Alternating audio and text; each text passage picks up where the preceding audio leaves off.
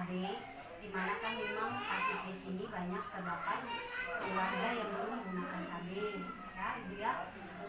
Di sini saya ambil data ibu dulu. Nama ibu siapa? Ibu Vera. Ibu Vera. Vera, umur berapa itu? 22 tahun.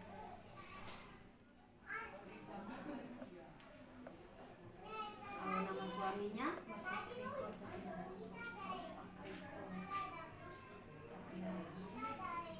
Umur berapa ibu? 23 tahun. Itu anaknya sudah berapa? Sudah 3. Anak pertama usianya berapa bu? 4 tahun. 4 tahun. Ibu siapa ibu?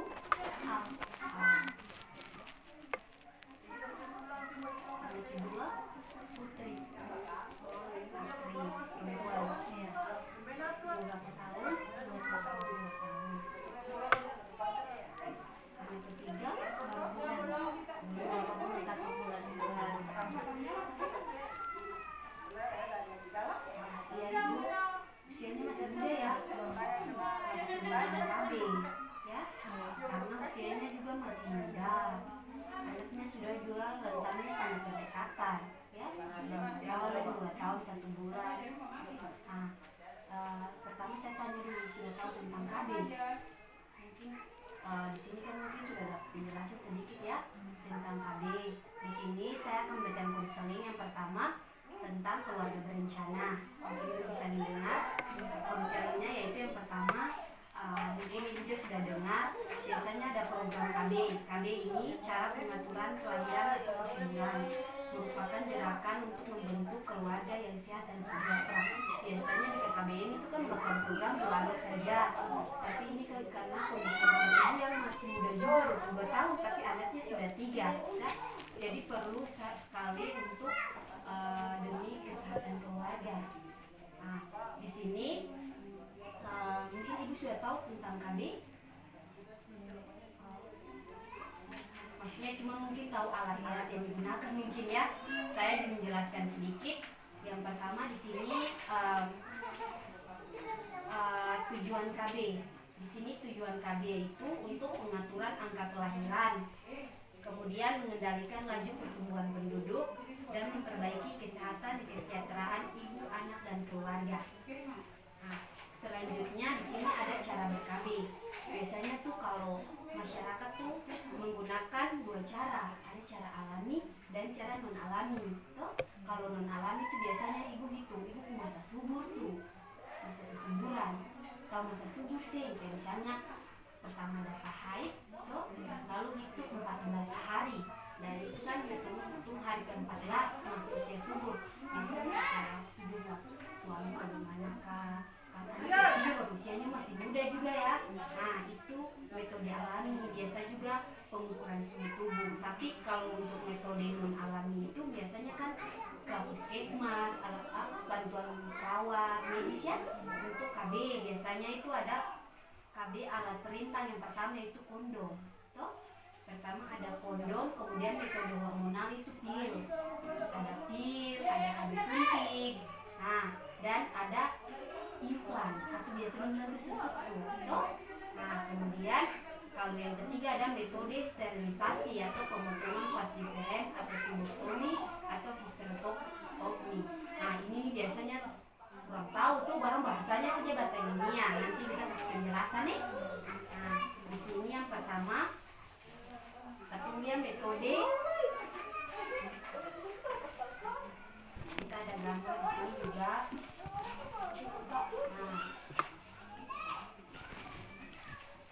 Nah, kan ini ada tentang metode perintah kondom, toh bisa lihat ada kondom, toh.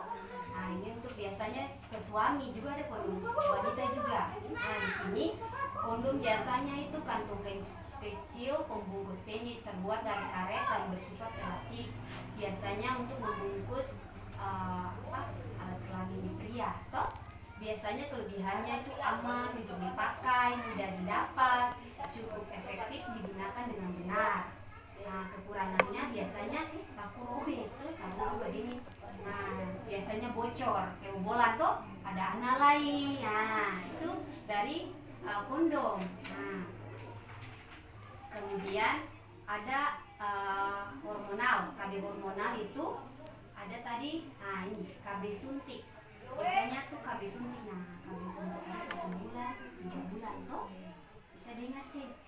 Nah, itu kalau di sini kalau alat suntik itu untuk mencegah terjadinya kehamilan dengan melalui suntikan hormonal. Biasanya gitu di suntikan hormonal itu ada hormonal di dalamnya kandungan tuh. Nah, di situ ada suntik di 1 bulan, 3 bulan.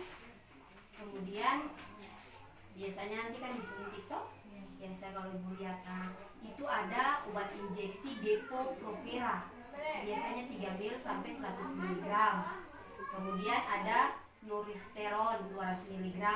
Itu diberikan setiap 2 bulan atau 8 minggu. Kemudian ada Cliclofen 25 mg. Itu ada mendroksiprogesteron di dalamnya, jadi asetatnya, dan 5 mg estrogen. Biasanya diberikan itu setiap bulan, itu sampai 1 bulan itu. Nah, kemudian kalau indikasi KB suntik itu biasanya dilihat dari usia reproduksi, pasca salin, menyusui, haid teratur, steril lupa minum pil KB. Tapi untuk kontraindikasinya itu biasanya hamil diduga kemudian ibu menyusui, keganasan pada payudara, dan riwayat penyakit jantung atau hipertensi. Biasanya kalau KB suntik itu dia punya efek ini nih, gangguan siklus haid. Biasanya kayak orang suka disuntik tuh biasa ada kayak gamula itu biasa istilah dengar tuh. Nah, biasa juga haid yang teratur. Biasanya kayak hari ini dapat 1 hari kayak dia haid, kemudian besoknya sih dapat haid. Tapi ada juga yang haid biasanya haid harus pikir apa tuh, itu gangguan dari hormonal. Jadi ada siklus haid terganggu, kemudian ada keputihan. Nah, itu dari efek dari KB suntik. Nah, kemudian jerawat, itu KB suntik, rambut rontok, pusing, perubahan BB, ada orang kurus tuh. Biasa kalau orang suntik bilang, biasanya tuh KB suntik tuh bikin gemuk, padahal sih KB suntik tuh bikin kurus, padahal ada orang yang gemuk tuh. Nah, itu pengaruh hormonal. Ada juga mual dan muntah. Nah, itu efek samping dari KB suntik. Nah, kemudian ada juga obat pil. Nah, ini obat pil nih, obat pil. Nah, biasanya itu berupa pil, obat yang berbentuk tablet berisi hormon estrogen dan progesteron. Nah, jadi biasanya ada jenis-jenis, ada pil oral kombinasi, POK, mini pil, dan morning after pill atau post coital pill. Kemudian selanjutnya itu ada IUD.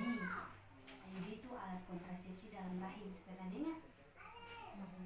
Oh, itu yang dulu kasih masuk nanti di vagina atau alat reproduksi toh. Nah, ini ada yang sudah nanti kan, ini kan vagina toh. Nah, nanti dimasukkan kayak seperti bentuk T gitu. Jadi di dalamnya KB IUD ini adalah alat terbentuk T yang terbuat dari tembaga dan plastik yang mengandung hormon dan dimasukkan ke dalam rahim.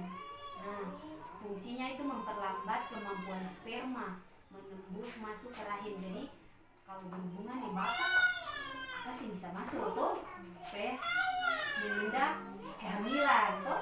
Nah, kemudian kelebihannya itu dapat digunakan metode jangka panjang kalau ini. Nah, kemudian dapat digunakan seseorang yang memiliki tekanan darah tinggi. Jadi kalau orang darah tinggi kan banyak juga takut kayak suntik hormon tuh kan orang darah tinggi ya, gitu. Jadi juga tidak mengganggu ASI. Jadi dia kayak kalau AKDR dalam rahim nih, dia bisa mengganggu ASI. Nah, jadi lancar toh. Kemudian kalau kekurangannya tuh biayanya mahal. Nah, kemudian membutuhkan tenaga kesehatan, mesti puskesmas lagi itu, puskesmas ke dalam. Nah, kemudian mengganggu hubungan seksual, tidak dapat mencegah dari PMS, kemudian risiko melukai kandungan atau rahim, terasa sakit, dan menimbulkan juga pendarahan. Nah, itu kekurangan dari IUD. Nah, itu kemudian Kemudian ada juga metode sterilisasi, ini untuk bapak. Tuh, itu misalnya kayak operasi. Nah, ini di sini ada vaksetomi, itu pengikatan dan pemotongan diferen pada laki-laki. Itu ada kayak ada kolostrum, biasanya tuh sel telur. Itu operasi untuk itu untuk pria kalau tidak mau ada anak lagi, tapi kan usia juga masih muda, tapi anak sudah 3 atau ibu tuh, jadi harus menggunakan KB. Ada juga KB implan, jadi KB dari implan. Di sini itu ada KB masukkan di sini tuh, kemudian itu sampai 3 tahun.